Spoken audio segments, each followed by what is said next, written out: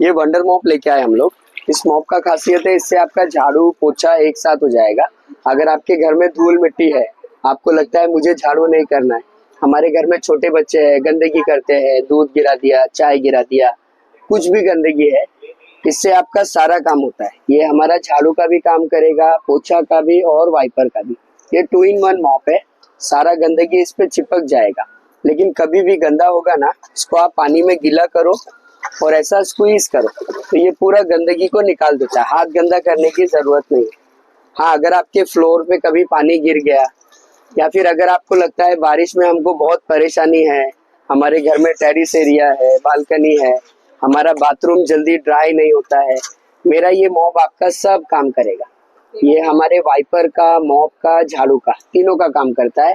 और ये वॉशेबल है, ये फटता नहीं है। इसका लाइफ 2 से 2.5 साल है और ये रिप्लेसेबल है। हमारा ये वंडर मॉप के नाम से आता है। ये हमारा नंबर भी है, 1290 प्राइस है। अभी हम यहाँ पे 990 में दे रहे हैं।